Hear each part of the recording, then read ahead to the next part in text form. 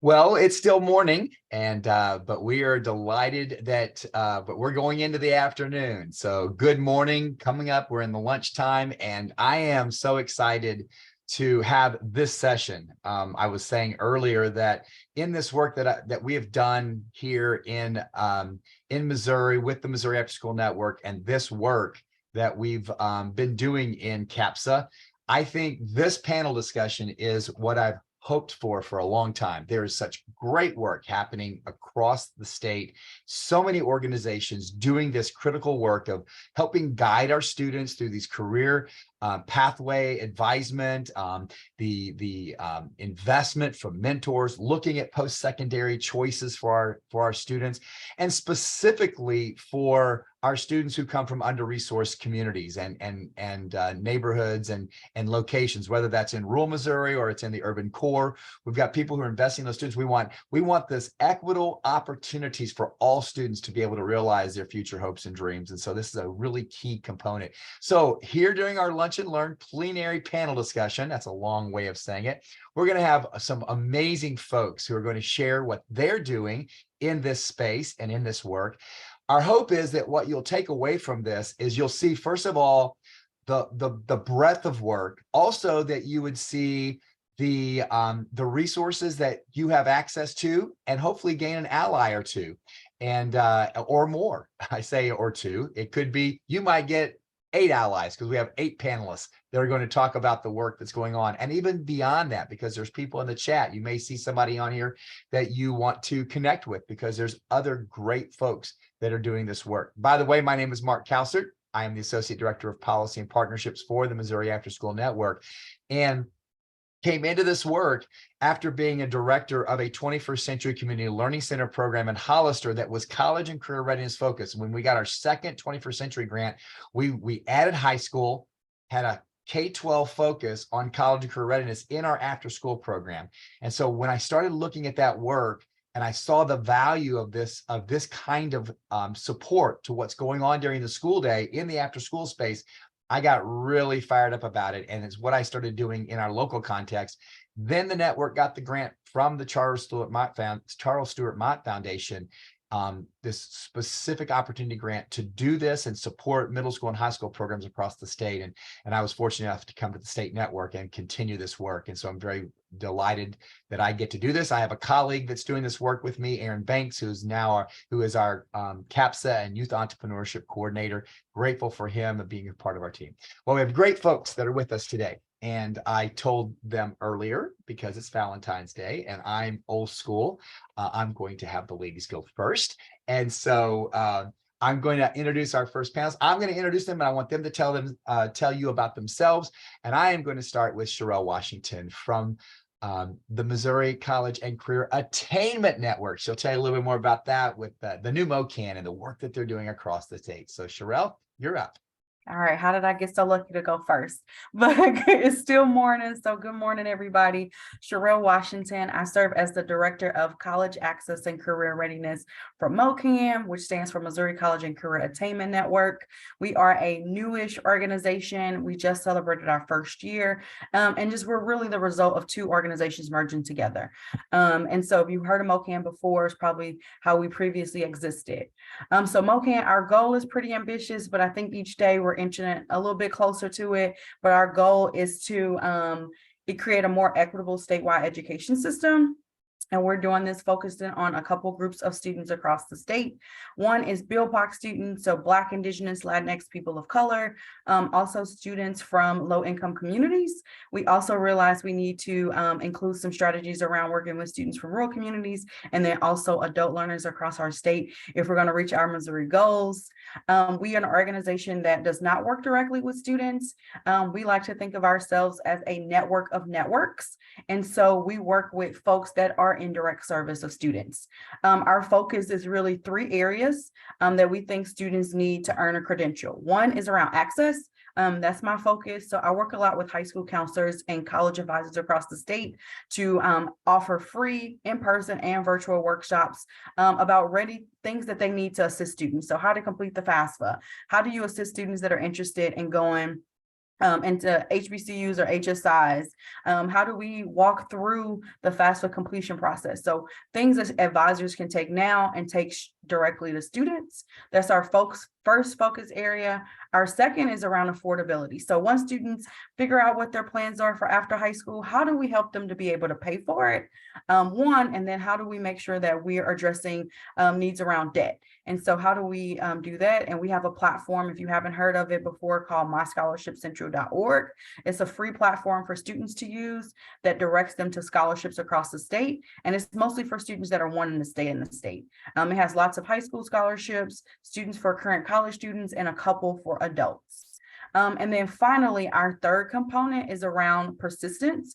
And so once we get them there, we help them pay for it. How do we support them through to graduation? And so we have a post-secondary equity network with about 20 campuses across the state that are a part of it. All have committed to closing equity gaps on their campuses. So we're not looking at data and we can automatically know who's graduating based on race and socioeconomic status. So that's our third component. And so doing lots of work there. And then finally, my second hat that I wanted to talk about today is MASFAB. If you haven't heard of that organization, it's the State Association of Financial Aid Personnel. I'm the Early Awareness Chair, and we do a lot of work with MOCAN and folks, advisors across the state to put on fall high school council workshops. So if you're a person that is connected with students, helping them complete the FAFSA every year, please be on the lookout for us in the fall. We'll be planning those dates by the end of this semester, so be on the lookout for that. But there we go. Mark, I think I did the spiel about you did great. Well, and I also more, well, here's the thing. I want to say this. Because we had 3 sessions this morning. And if you want to get more information about MOCAN, then if you weren't a part of Sherelle's session this morning with her colleague, Caitlin, you can hit the recording and get a deeper dive on the work that MOCAN is doing. I am so grateful for how Laura Winter, the CEO, and Sherelle, the whole team, we met with Laura, Aaron and I met with Laura and Sherelle as they were kind of really getting things going. And it's so cool to see the work that's now happening across the state and bringing all of the folks to the table and really work together for the betterment of all Missouri students. And specifically, as you look at the focus that Sherelle's talked about, and we want to make sure that we provide those opportunities and that access for those students. So Sherelle, thank you. We'll get a chance to maybe somebody might have a question here in a minute, and we will do that. Okay. Thank you. Thank you. Hey, I'm going to introduce my friend, Alexandria Miller. I call her Alex, but she is with the Missouri Scholarship and Loan Foundation, and I'm going to let her share what work they're doing, and it's very vital work as you heard Sherelle talk about affordability and talk about access when it comes to those kinds of things. So Alex, you're up next.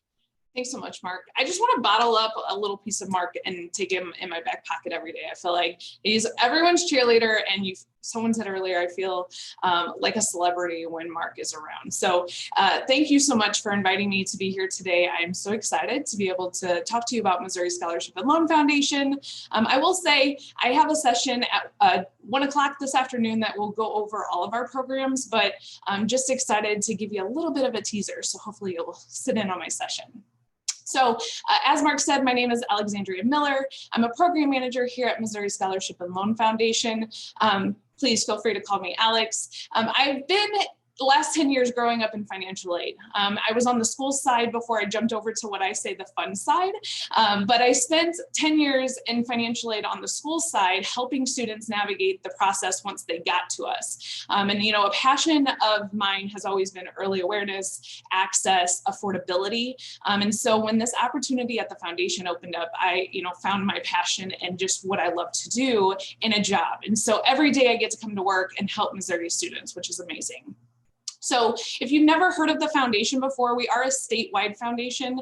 We have 6 programs that help students anywhere from freshmen in high school all the way up to adult learners. And so today we'll kind of talk through and dive through a lot of the programs that we have and some of the data points, and hoping that the students that you all work with in the after school space will be allowed to help those students, because the students that you work with are those that we're looking for, first gen, low income, students that think that post-secondary is not an option, really changing that mindset. So the more we work together at the foundation level, also with MOCAN and MassFab, we can really start changing those conversations throughout the state, and changing the attainment status that I think we have in the state that we've seen over the last couple of years as well. So excited to be here. Just want to thank you again, and that's kind of my spiel for today. And again, as Alex said, she's got a session coming up after this is over. So if you want to find out more about the work of Missouri Scholarship Loan Foundation, the one that really got me was when she talked about the MIMO scholarship, that program to target freshmen and give them the opportunity to put away up to $10,000 toward what they decide to do in post-secondary, whatever that choice is. And if we can find a way to get more and more of those kids to understand the value of that, and it's almost like teaching them in personal finance about compound interest, right? I mean, it really is. The earlier we get a chance to engage with them and talk to them and help them, and that also shows the that personal finance, financial literacy component that's a part of our work, specifically helping students. So Alex, thank you so much. And if you want to find out more about Missouri Scholarship and Loan Foundation, you can hit her session after a while. And also, a lot of these folks are on our CAPSA State Partners Task Force. I should have said that earlier. So many of the people that are going to be speaking are part of our task force, which I greatly appreciate, because it was the task force that helped launch our work 4 years ago. And so thank you so much. Alex is on our task force. Sherelle's representative on our task force. And the next young lady that I'm going to introduce as a part of our task force, Ashley Heidbreder, from Missouri Department of Higher Ed and Workforce Development with Journey to College. And so Ashley, you're up next. All right. Thank you, Mark. As Mark said, I'm Ashley Heidbreder, and I work for the Missouri Department of Higher Education and Workforce Development. I've actually been with the department for 9 years now, which is crazy to think how fast time flies. But I am an outreach services coordinator for our Journey to College program, and I have the Southwest region of the state. I have 3 other reps as well that help break up the rest of the state. So the work that myself and my team do, we mainly focus on that Journey to College program. And that program works to increase college access and affordability to help Missouri students plan for their futures. So I think it really ties in with all the work that we're trying to do here and all of our partnerships and collaborations with each other.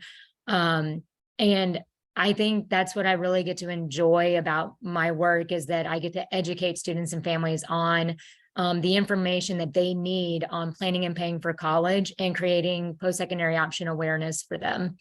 The program actually includes different types of outreach programs and publications. We have a student-centered website, different social media platforms that we use. We also can do planning and paying presentations. We can do financial literacy presentations. And then we also have fun, cool promotional items as well. I just kind of wanted to talk for a second. The Journey to College program itself actually umbrellas 4 different programs that we use throughout the year.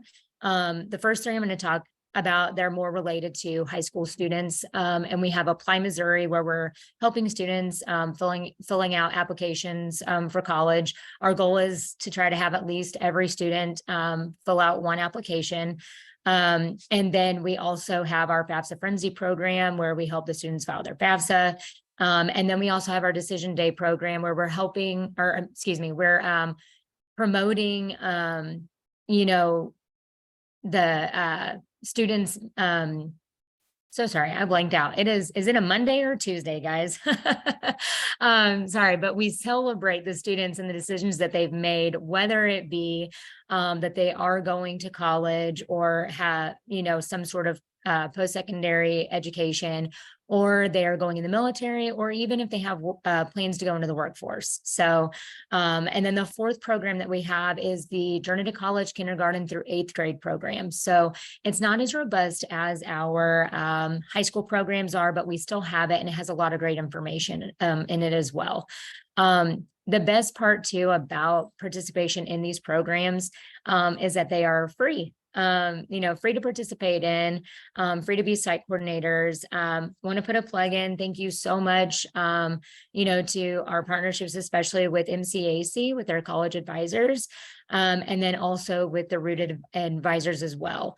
We are a small man band, and so with that partnership, that helps us get into more schools, get our materials out there. And I love that we have such a robust program that we can kind of help lessen the load off of some of these high school counselors and partners, when it comes to college and career planning. So I'm actually going to put a couple links into the chat. One is going to be the direct link to our Journey to College program webpage, where you can read more about the programs. And then also, I'm going to put in my email address and then our team email address, which is our Journey to College email. And that way, if you have any questions, feel free to reach out to me or the team. Ashley, thank you. I love what you talked about earlier when you talked about reaching families too. When we talk about access, we talk about equitable opportunities. When we can help, bring positive opportunities to the family unit as well. Specifically, we're talking about first-gen students. We talk about students who come from maybe working poor, poverty, and we're trying to get through some of those layers that may have already been maybe some barriers that they may have to break through mentally. My buddy, my dear friend, Dr. Robert Griffith from OTC Table Rock campus, talks about he did his dissertation around some of this work, and especially doing work in rural communities. But we know that they mirror in urban communities as well. That we have to find ways to help students see where those barriers can be broken. And if we can work with the family unit too, and I love the fact that we do these collaborations. There's people, there are friends here from the RPDCs. They do that work, working with middle school students and families. And so I really appreciate the various resources that you guys bring to the table, and especially those collaborations. So thank you very much, Ashley. And again, we're gonna have some Q&A time a little later on. And if you have some questions about the Journey to College program and the work that the Department of Higher Ed and Workforce Development is doing in this arena, you can ask Ashley that as well. So thanks, Ashley. Well, again, we love our collaborations and our partnerships. We're fortunate at the Missouri After School Network. We're a part of the University of Missouri Extension family, and our shoulder-to-shoulder partner in this work is Missouri State 4-H. Very delighted that I get a chance to introduce Kelly Seals, who does the work of the Youth Futures program with 4-H. And if you're not aware of the support you can get in your community, whether you're in rural Missouri or the inner city through 4-H, today's the day you can get some of that information. Kelly, you're up next. Thanks so much, Mark. I agree with Alex that Mark makes you feel so special and important, and we all really are, and we want our youth to feel that way too. Thanks for welcoming me. I am pretty new. I don't know how long I can use that excuse, but I was hired about 7 months ago to be the college and career pathways specialist with 4-H at the state level. And I just want to give a shout out to the people who came before me, because these are the people who are doing so much work in this area. And one of them, I saw somebody in here that's worked with them, Beth. And so, I just want to carry on the original people's ideas and their sparks and their passions for helping youth who are underrepresented or their voices aren't as heard. So those are the people that deserve the credit. I'm just here to try to make sure that their work is amplified and is connected to what you all are doing. So Mark mentioned Youth Futures. This program was started about 20 years ago to serve underrepresented youth and provide access and remove barriers to the college process. And right now, we are trying to kind of vet and restructure our program so that it has a little bit different mission. So we're adding the word career in there. College and Careers Pathway Conference is what we're going to have in the summer, where youth come to Missouri's campus. But we got a team together and we're trying to sort of restructure how we approach with our language, just to be more inclusive so that youth don't feel less than if their choice is different than college. So it is now to help youth find their goals by providing knowledge and awareness, so exposure to several pathways and respecting their choices, whatever they make, and whatever their choices are, that we're helping them remove those barriers. So I've heard this language from all of you in this conference so far. So I'm really happy that this is taking off and people are understanding these concepts. And the thing with 4-H is that we try to have experiential learning and mentorship. You've heard this before. So our approaches in the curriculum for Youth Futures and also some of the other programs that we're doing, such as Juntos 4-H, is to make that authentic social experience. So rather than, hey guys, here's how you fill out the FAFSA, we're going to fill it out. Or there's a career that's this and they're over here. Here's a person, and you all know about this, but here's a person, maybe they look like you, or their mom had the same kind of job that your mom has, or they even went to the same elementary school. Those little, they're like tags or something for the internet, you know, those little pieces that youth can hang on to are powerful. For example, if you see someone and they're wearing a t-shirt from whatever middle school you went to, you might not know that person, but or a sports team. Yeah, that's my team. You don't know that person, but you connect with them. So it's our job. We're in discussion right now to make sure those youth find those connections and they can envision themselves doing whatever it is that they have the opportunity to do. So one more before I close. The Juntos program, and I heard you all mention family, is focused on family, and it serves Latinx students and their families. So the Juntos means together. So that was created by North Carolina, and we've adopted that in Missouri, and we're trying to spread it as well. It's mostly focused in Kansas City area right now, but we're trying to start a program in Boone County. But it's so powerful to have families come into that awareness, knowledge, and goal setting as well, so they can pursue their goals together. So I look forward to connecting with you. I see Jerron, I have your card right here. It's like been sitting on my desk. By the way, Kelly, I'm grateful that you talk about that. You know, we have some great partnerships. We've worked with Veronica Alvarez with Start Lend in Kansas City. And then also our national partner, Venture Lab, on the youth entrepreneurship side, and Ixel Gutierrez, who came and did some stuff with us. And one of the things in talking to young women from the Latino community and understanding that sometimes that is a huge barrier for them from the familial perspective, and for you to be doing that work with families and bringing that mentorship in there, and then hopefully breaking that ceiling for some Hispanic women in that, young women in that, to get them to be able to see what's bigger and, you know, out there. So that's really huge. So thank you. It's interesting you talk about the t-shirt.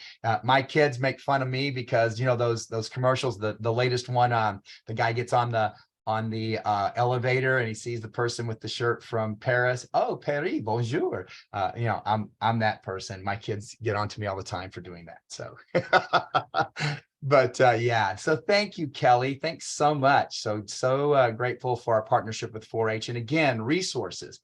There are other folks on this Zoom who are from regions of the state that are 4-H specialists. They're making a huge difference in their communities, and they're a great resource.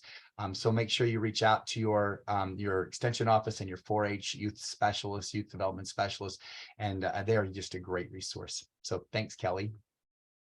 Well, I'm going to introduce Jerron Johnson. Jerron is also on our state partners task force. Not only is he the executive director of the Missouri College Advising Corps, but he's also the chairman of the new MOCAN board. So Jerron, you're up next. Ooh, I sound busy. Good afternoon, everyone. Thank you, Mark, for the invitation to join. I hope everyone is doing well and that you've enjoyed the session so far. I'll dive right into it. So again, I am Jerron Johnson, the Executive Director for the Missouri College Advising Corps, headquartered here at University of Missouri. MCAC was birthed out of a partnership between the University of Missouri and the National College Advising Corps, which is based in North Carolina. We are also an AmeriCorps program, and I saw a couple of my AmeriCorps Missouri folks on in this session as well. So shout out to Mission St. Louis, I saw in there. But our mission is to empower Missouri students to go to college and succeed. And although college is in our name, we've always done work around career readiness. We've embedded that into the things that we do. But we recruit recent college graduates to serve as near-peer college advisors in partner high schools across the state.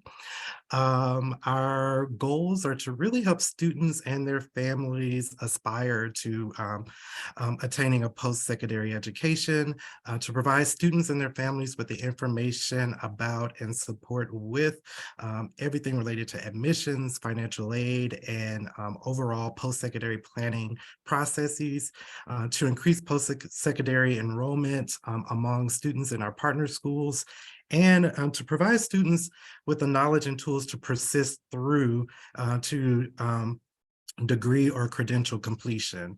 And so we actually have two programs. One, of course, are our advisors who serve alongside counselors, really focusing on one-on-one meetings with students, some small group meetings as well, really helping them identify their best fit, helping them identify their best fit post-secondary options. So that could be 4-year, 2-year, military, credential, et cetera. We just want to make sure that they have a pathway towards education beyond high school. And so a part of that, there's a lot of research behind that, which I won't go into right now.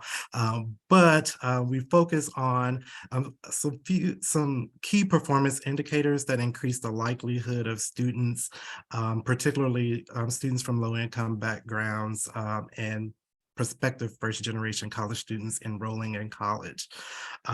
Amongst our partner schools, about 75% of the students we serve are from low to moderate income households, and about 54% of the students we serve are students of color. Yes, our advisors are embedded in the high schools. They're there full time. We are a whole school model. So there's no special cohort or selection process for students to be served. All students within the building have access to the advisor.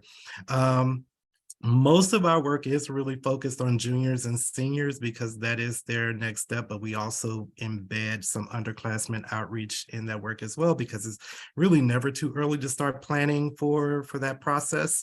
And yes, so yeah, they're embedded. So Journey to College initiatives and all the wonderful work that's happening in our schools. Our advisors are really doing the groundwork with that.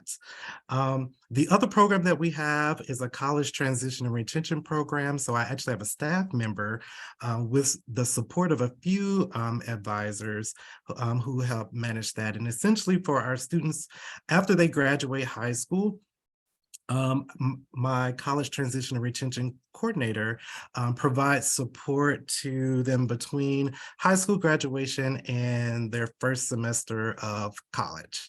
And so she operates a College Connection Center, which is our summer melt center, to really help students with those final processes before matriculating into their fall semester of college. Most of that work is around financial aid, FAFSA verification. I would say about 60% of the questions related to that. But she's also providing support to students who may be interested in transferring. We've had some adult learners who have tapped into the center as well. So really, we don't turn away anyone who needs support.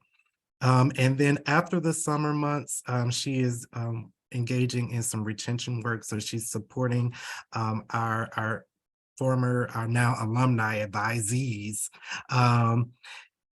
with just connecting them to resources on their campuses. She'll facilitate some workshops on a variety of things like dorm room cooking and how to navigate, questionable roommates, things like that.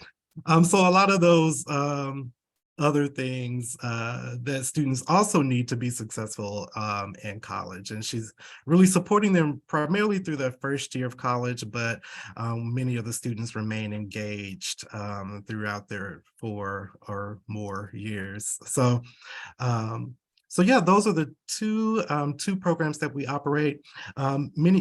As an AmeriCorps program, we also have the responsibility of really developing our advisors as new professionals, as emerging leaders. And so that's the other part of that work as well, is really coaching and really shaping them to be engaged citizens.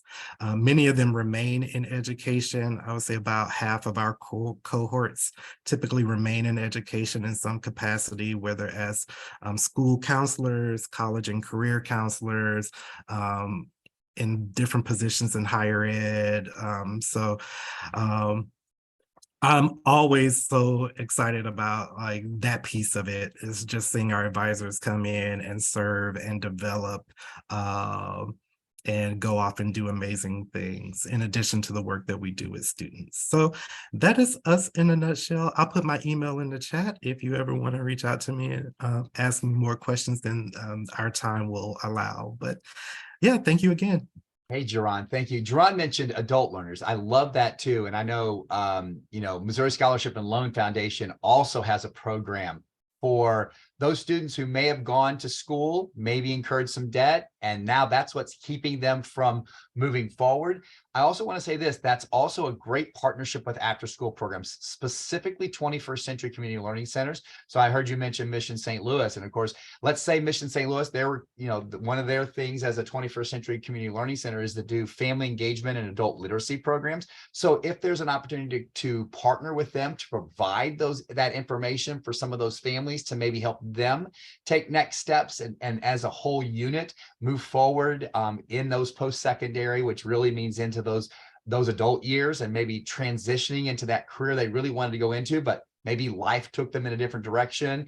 And so now there's a spot for them or there's a time and a place for them to now move forward. So they need to know about those resources. So I love that, Jerron. Thanks for mentioning that. And again, all of that is what we talk about when we talk about the collaborations and the opportunities to partner together in all of this work. And so thank you. And again, thanks for the work that you guys do and that your advisors are doing. And we'll have a chance to do Q&A here in a minute. So thanks, Jerron.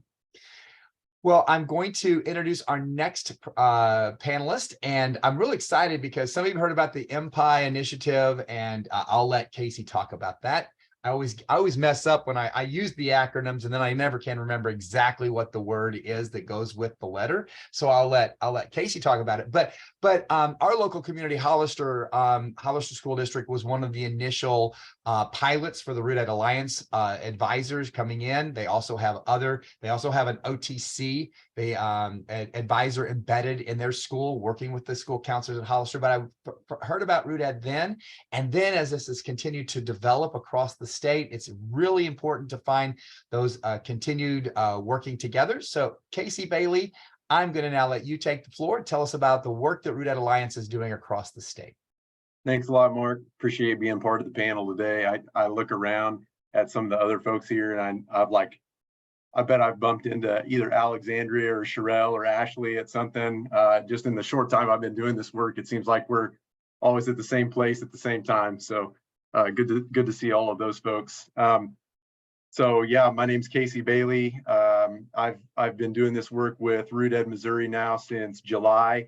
RUDED as an organization, RUDED Alliance, has been around since about 2018, and it's a partnership of several different philanthropic groups that saw a need to really focus in on helping high school students in rural areas specifically transition from high school to whatever their post-secondary pursuit is. So what RUDED does is works to put a dedicated post-secondary advisor in K-12 high schools, rural high schools. In Missouri, right now, we started out with a small little cohort down in South Missouri in the Branson area, and that blew up with the Missouri Post-Secondary Advising Initiative. Mark, there's your fun acronym. So the MPAI was an opportunity. The pilot schools were totally funded through DHEWD's philanthropic efforts. They had an opportunity to partner with DESE in 2021 to grow that from a few pilot schools to now we serve 140 rural school districts across Missouri, and that's about 50,000 students. So, there are 500 and something K-12 school districts in the state, and the majority of those are rural kids in rural schools. So that's our focus. We work also, the Alliance nationally works in Texas, Tennessee, and Idaho also, but Missouri is by far the biggest, the biggest state at this time. So we work with kids. Our advisors that are embedded in the high schools work with kids regardless of what their post-secondary pathway is, whether that's a 4-year or 2-year college, maybe it's just some certificated training, maybe it's some kind of small credential like a CDL or something like that. Maybe it's military, maybe it's workforce skills. Maybe those are some of those durable skills that we even talked about earlier in the keynote, helping them develop resume, interviewing skills, or some of those types of things. Whatever that may be, our advisors work with those kids in those high schools. So we have 2 major goals.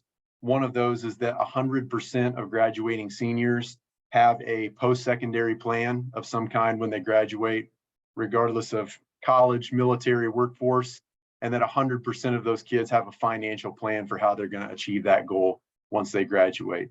So our advisors, like Jerron said, work intensively with seniors, but in the schools that have fewer seniors, like less than 200 seniors in a class, they also work a lot with juniors, those kids maybe who are graduating early, doing those credit audits to make sure they're on pace for that they're going to go, if they're going to go to VOTech, making sure that they're on pace to have what they need for that. So we work with underclassmen as well. But that really hits the long and the short of it. I will put my email contact information. Love to field any questions that you might have for me, whether it's now or send them to me via email. Well, real quick, Casey, tell us, tell the group your background, because I thought that was really cool to me to see you go from where you were to what you're doing now. Okay, well, this may hurt my reputation a little bit here, but so I work out of North Central Missouri College in Trenton, Missouri. I was born and raised in Trenton, Missouri. If you add up the amount of time I spent at Trenton R9 schools as a student and as a teacher / administrator in the Trenton district, I think I've got like 27 years of experience in Trenton schools. So, but yeah, so with my background, I grew up in a rural area, and I came back home to work in my rural school. I was 7 years as a social studies teacher, 4 years as an assistant principal, 3 years as a high school principal. And so we were fortunate enough to be able to be one of the schools that took on an advisor. I got to hire advisor at Trenton as part of the initial work last year. A girl that I love a lot. I had her in class and taught her and coached her, and got to bring her in to the work. And it just honestly, Mark, the work just really spoke to me. Having been a rural kid, having worked with a lot of rural kids myself, I kind of rolled the dice and said, I think I'm going to jump into this space for a little bit and see what it's like to really help kids indirectly in this way. Well, so that's why I asked you to do that, because when we got to meet the first time, I felt like you and I had this real kinship around the passion for this work. And I had a midlife career shift, and I thought I was actually going to school to become a school going back and get my master's in school counseling. And then when I always tell people, nothing against the social work side of the work that school counselors do. God bless them. And I've done some of that work in, doing community-based ministry or whatever it was, but I really wanted to do this work. I wanted to do this kind of investing in young people around career pathways, inspiring them for their futures and those kind of things. So that's why I wanted you to say that, because I feel like it, you know, you were in that space as an administrator, but you also invested in your community and you see the value of this in other communities. So that's really cool. Thank you so much for sharing. You will have a chance for some Q&A here in a minute. Which brings us to our next panelist. And I really am grateful to get a chance to introduce Chris, because, you know, JAG Missouri is the governor's, I mean, it's a really big deal in terms of this work in this space, because it's a project of Governor Parsons. I think he took it on when he was lieutenant governor, but he's really continued to embrace that, he and the first lady. And Chris is, he's from our area. Chris knows after school. He kind of left after school, but he also is a specialist in the hospitality industry, but now he's found his way back into this space. And so, Chris Patrick, I am so delighted to get to introduce you, and you tell us all about the work that you're doing with Jobs for America Graduates Missouri. And again, the part of this that's really key for us in after school is that so many of the schools that Chris serves are schools that we serve that have the 21st Century Grant. So we get a chance to really work together while he's doing things and while JAG is doing things during the school day. What can we do to complement that in the out of school time? And we've been talking about that. So Chris, tell us about the work that JAG Missouri does. Thank you. I appreciate that. I appreciate all the kind words. Like you said, I actually grew up in the hospitality industry. I grew up with my mother running hotels, and so that was just kind of a natural fit as I got older. But I did a lot of work even during that time, just working with the communities, especially in the Southwest area with Taney and Stone County. Those opportunities ended up me doing some volunteer work with the Branson School District, and that ended up as just through relationships. Long story short, I became the director for the Boys and Girls Club of the Ozarks in Branson for about 4.5 years, and we had some great times down there. That's when I met Mark. was during those times. And then long story short, the hospitality industry called me back. I went back into general managing, and we had some great success. But that's when I saw this opportunity with JAG, and I thought to myself, this is an opportunity to combine a lot of the different things that I've done in my history and be able to make an impact in the lives of young people so that they can see, because I see myself in a lot of these young people's shoes from things from my own background. But give you a little idea of what JAG, its history, and how it got to be to where it is now. It actually started in 1979 around the Delaware area when they were going through a struggle as a state, and they were having workforce issues. They were not seeing students graduate. There were some issues in the New England states period, and they ended up developing this program, which originally started as Jobs for Delaware's graduates. It was so successful, and they saw an increase in the graduation rate of the state as a whole, that they ended up expanding that to 5 other states, forming Jobs for America's graduates, and it just bloomed from there. Today, there's over 40 states that are JAG states. Missouri has had JAG for quite a while, but it was just in a few schools, both in the St. Louis area and in the Boot Hill area of Missouri for a number of years, until around 2014. That's when, at the time, it was Lieutenant Governor Parson got involved. Ken Smith, who was with JAG National, communicated, got with the governor, and started discussing a lot of what the governor's, as we know, his initiatives are really in that workforce development range, and the impact that JAG Missouri has had in other states and how it could greatly impact the state of Missouri. So they ended up developing, or kind of just giving a new fire to the JAG program. And that's when they brought in Paul Kincaid, who was here before me. I took over about a year ago in JAG. So I'm still, green under my belt here with JAG. But I stepped in and took it over a year ago.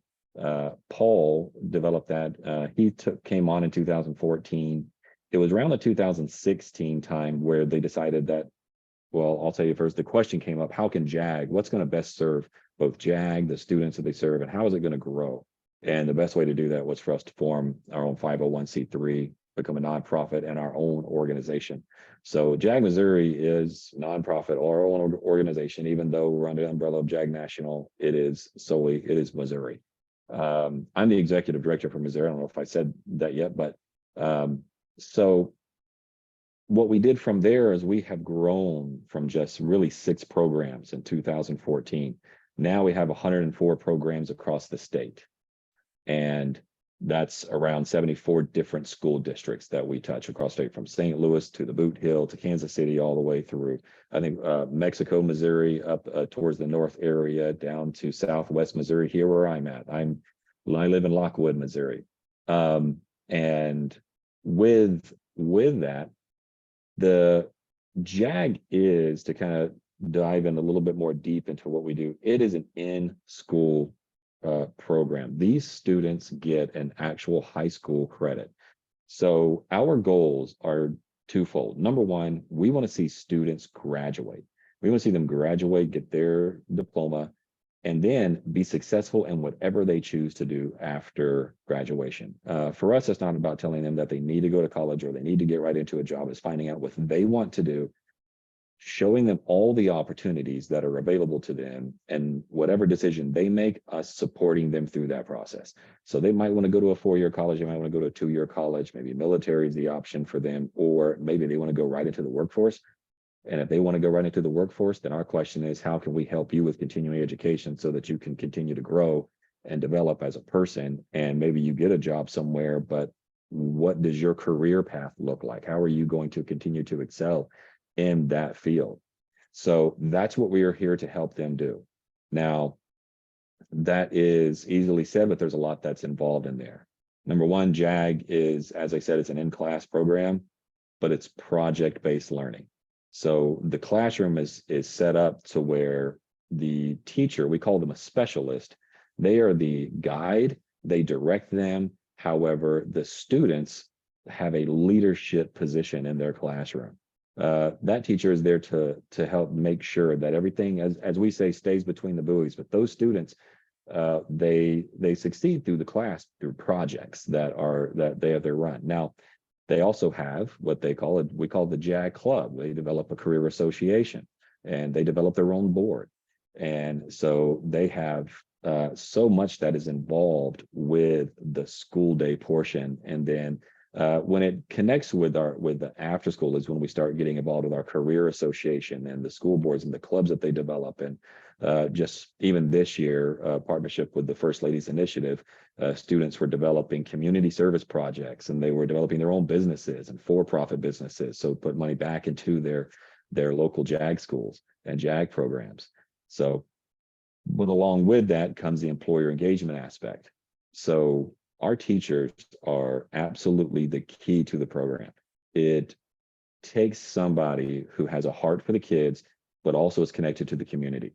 Because in order for the JAG program to succeed, we have to have a lot of community involvement from local businesses, and there has to be an engagement aspect. And what these businesses do is they come into the classroom and they're helping our students with learning how to do an interview.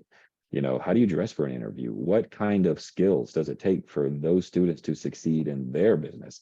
Maybe it's banking. Maybe it is, maybe it's working with MODOT, or maybe it is, learning a welding trade and, going that route. Whatever it is, it's how are those students going to be successful? And then a lot of these students find job opportunities through that. Maybe some students go into volunteering opportunities. Some students are able to get jobs. We had one student that one of the more recent success stories is we had Central Bank come into one of our Southwest Missouri schools, and they were teaching students how to do a job interview, and they were just doing mock interviews. Well, it ended up where 2 young ladies ended up getting real job offers because they did so well. And the comment back from these young ladies, we would have never applied for the bank. We were just trying to learn how to do an interview so that we could get a job at McDonald's. Nothing wrong with McDonald's, but they would have never applied for Central Bank, and now they're working for Central Bank in high school. So that's the heart, but then we want to see them develop. A lot of times it's, there are barriers for these students. So these students, they're not just put into the class. These students apply to be a part of this class. And they do have a number of barriers. Maybe it's not always poverty, and it's not always things that we associate with students with barriers. Sometimes it's a trauma related issue. These students might be successful at making good grades, but maybe there's something that we don't know about that's preventing them from wanting to graduate. I always think back to one of my own experiences where I had a young lady from my high school that dropped out of school a week before graduation, and she was a A/B honor roll student, and we didn't know about the issues going on in her life. Our goal is to try to find out those students too, that there's some kind of barrier to hindering them, so we can help them accomplish that first goal of graduating, then help them afterwards. So the trauma, and I say that to say the trauma-informed care is the third wheel of what we call the JAG advantage. And then once this student graduates and they have a plan, we don't stop just at the graduation. They're not just data for us. These are our students. We call ourselves the JAG family. So we commit to at least a minimum of staying with that student up to 1 year afterwards. So they're going to be in the JAG, they're going to be part of JAG for up to a year after they graduate high school. Because some students, they get into college, it's not what they wanted to do. Or maybe they get into the workforce and they decided, I think I made a mistake. So we try, or maybe they go to college and it's fine, but we walk them through. Every month we're talking to them and connecting with them on, is it what you thought? Are you doing this? Are you going to work? Or, how is your experience going? So we do that for a minimum. I can tell you these teachers are mentors. They, like I said, they're family. They stick with them for years afterwards. We still have some of our regionals that still have communications from when they were in the classroom, and they're still staying very tight knit with these students. And so it's really about us providing opportunities for students, for young people to succeed. It's making sure that we stick with them through all the things, all the issues that come up in life. And it's, we say it's that kid no matter what. It's that kid, seeing them succeed. And that's what we feel is one of the answers to Missouri's workforce development, is developing the young people, developing the people that are going to be in the workforce, so that Missouri succeeds, these young people succeed, and we all win. And so that's a very brief synopsis there of what JAG is all about. So I hope I answered any questions there. Oh, that's that might have been thought awesome. about. That is so awesome, Chris. And, we talk about some of the programs you mentioned, the Boot Hill. And of course, Dr. Richie Leaker, who's assistant superintendent in Kennett.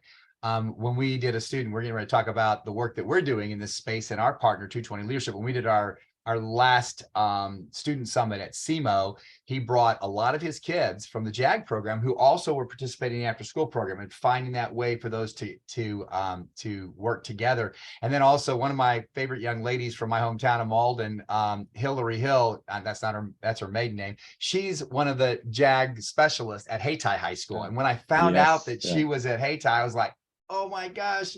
And the key about that is that she understands where those kids, I love that part of the specialist side, that mentor side of understanding where those kids are, where they've, because they've been there. They understand some of the challenges, maybe some of those barriers that they've been through. So anyway, I'm so grateful that you are doing the work that you're doing. We get the chance to partner together and continue to grow this work, and for people to get to know more about what JAG is and the value that it brings to that school day experience as well, and how we might be able to partner together. So thanks so much. And again, if you have any questions for Chris, feel free to put that in the chat. We'll get that here in just a moment.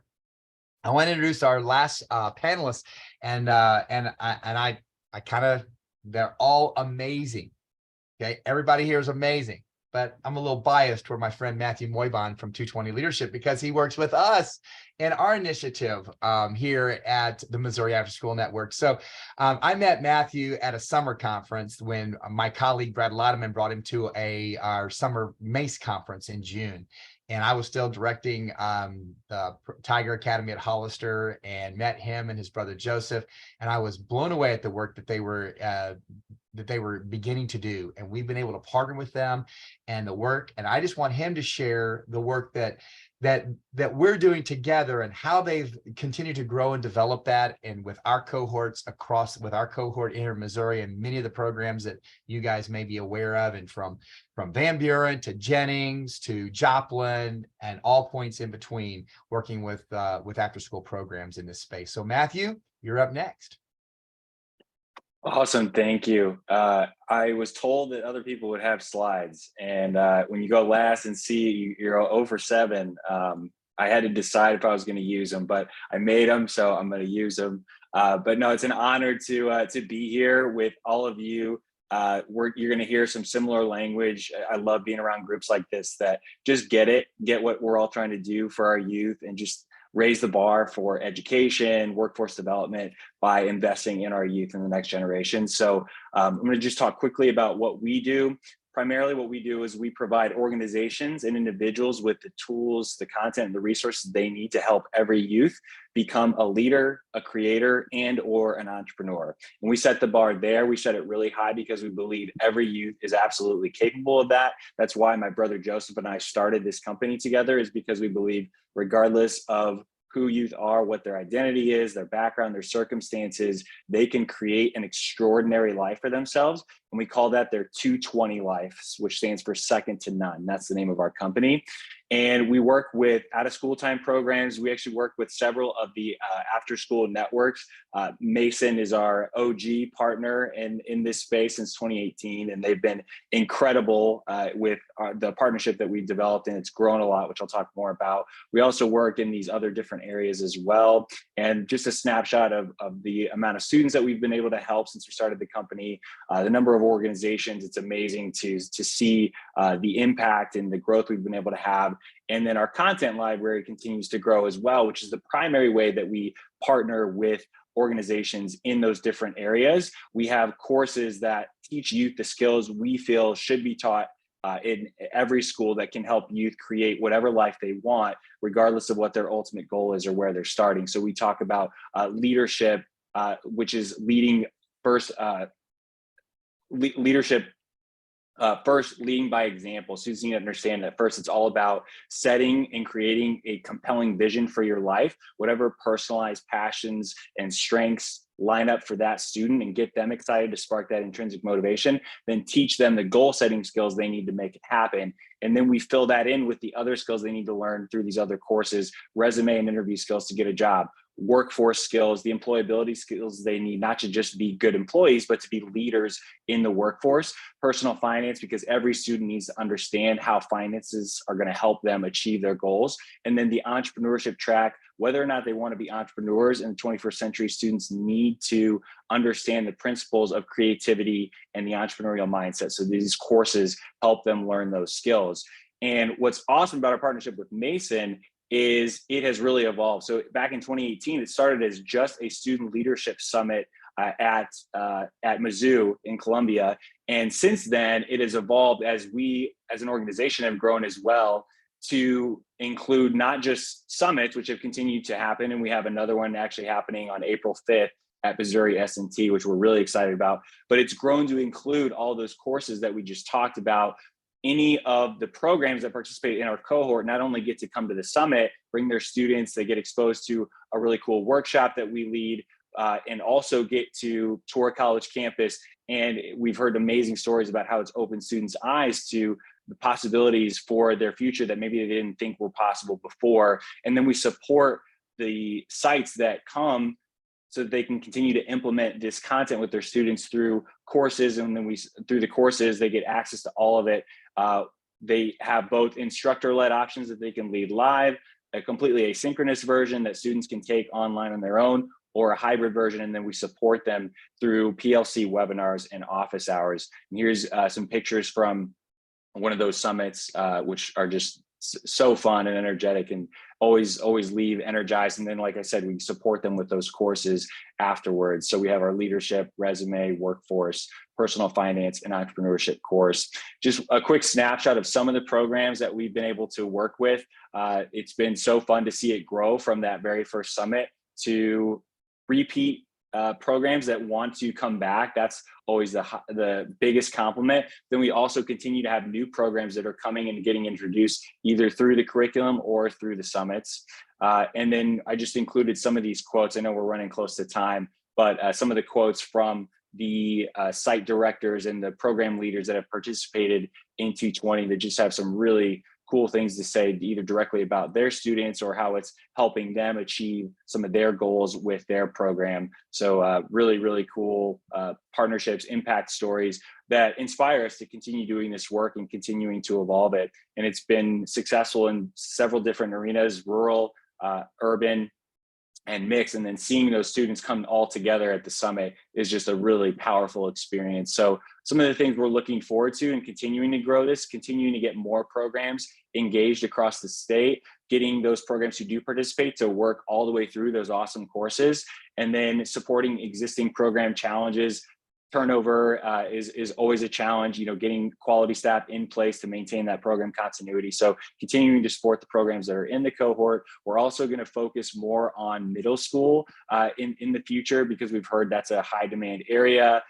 Mission St. Louis is actually an awesome partner that we've been able to work directly with on some of that middle school work already. So we're excited to expand that, and then connecting and aligning to all of the awesome resources that and programs and initiatives that have been presented today, and some of the other things going on in the state, which include Venture Lab, all of the other programs and organizations that, like I said, that have presented today, some of the credentialing and other opportunities that we think are really exciting moving forward. So that's a quick overview of the partnership that we have had with Mason.